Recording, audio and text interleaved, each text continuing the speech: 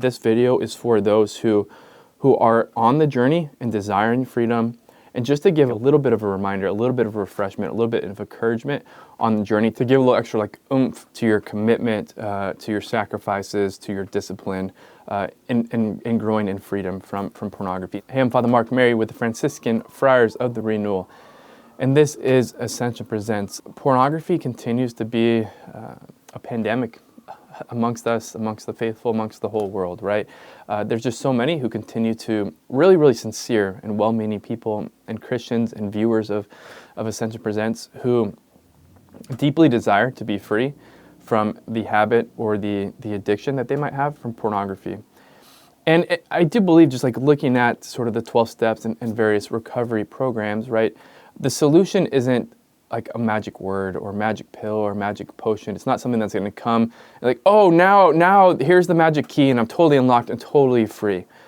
For the most part, and in almost all cases, the freedom is going to be the fruit of an ongoing and consistent journey.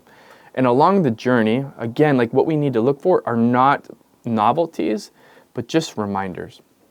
Just reminders about why we desire the freedom, reminders about the evil of pornography in this case, and reminders of how it really affects other people.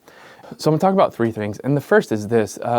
Just been walking with just a number of young people, and by young people I mean 20-somethings.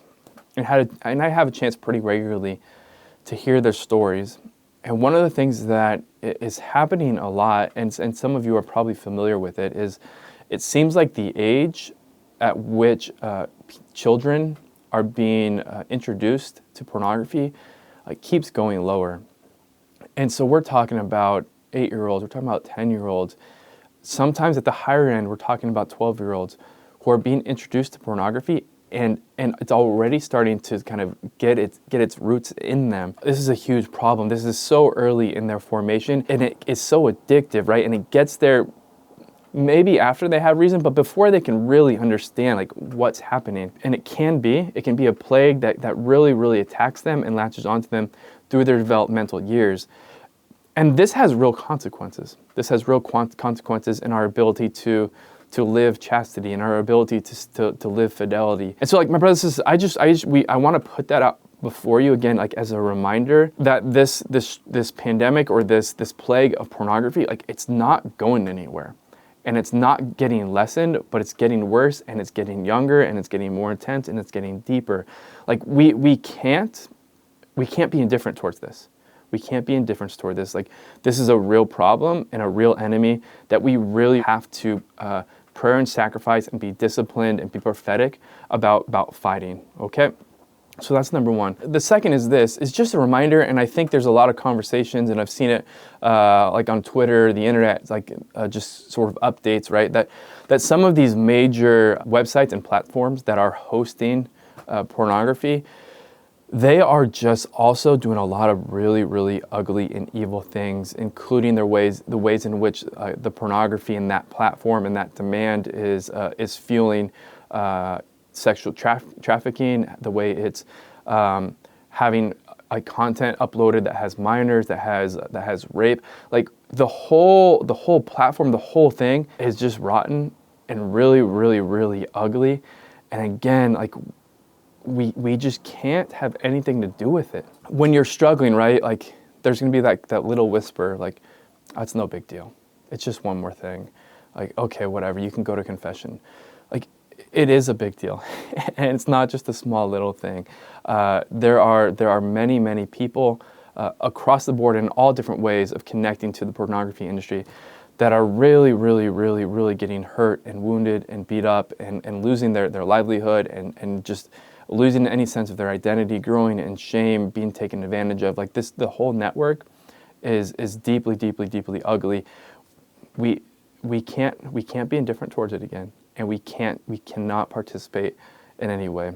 Thirdly is this, and I think in particular it's a word for the men. In groups of discipleship and things like that, it's really beautiful to see men being vulnerable and sharing the struggle because of how prolific and how broad it is, right? One of the struggles with it is that there can be a little bit of not really staying horrified before the evil of pornography, and And one of the things that's come to mind through a lot of different ways over many years, in particular, is the different experience that women have when they find out that their boyfriend or their husband or their father is using pornography. Because again, for us, like, okay, it's the way we talk about it, okay, it's a struggle, we're gonna get through it, keep going.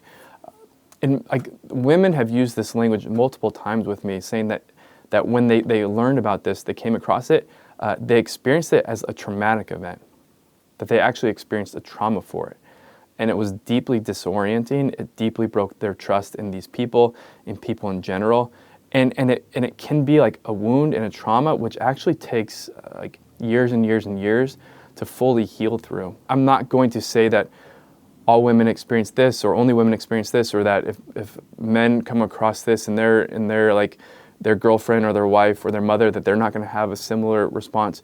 In my situation, just who's brought it forward to me have been women. But like my brothers, young men, husbands, sons, future fathers, current fathers, you just don't want to put yourself in an opportunity or a situation where you're going to be hurting one of these beautiful women entrusted to your care because of this habit and this addiction. Like, you just don't want to ever have to have that occasion where you have to go and look at their face and see how you've hurt them and apologize. And so my brother's like, out of this real, if you will, like a healthy masculinity, which desires to protect and to be upright and to be righteous and to be true and to be virtuous, may this moment be another moment of recommitment, another moment of doing what it takes to root out the occasion of sin, to doing what it takes to get down to the roots and to get to the healing that we need to have true freedom for yourself, to as a way of pushing back and fighting this cultural war, which is like really, really, really aggressive, and as an act of love and of charity for those in your life, particularly those women that are going to be entrusted to your care and looking to you for surety, for grace, for strength, for integrity. All right, so my brothers and sisters who struggle, like let's recommit. Let's recommit to the discipline. Let's recommit to the prayer. Let's recommit to a community who can support us, who can hold us accountable. Next week, I'm going to come back and talk about how humility specifically can help us grow in freedom. But thank you for watching. Remember, we are pilgrims on this earth. Somos peregrinos, poco a poco, little by little. Vamos a llegar. We're going to make it. God bless y'all.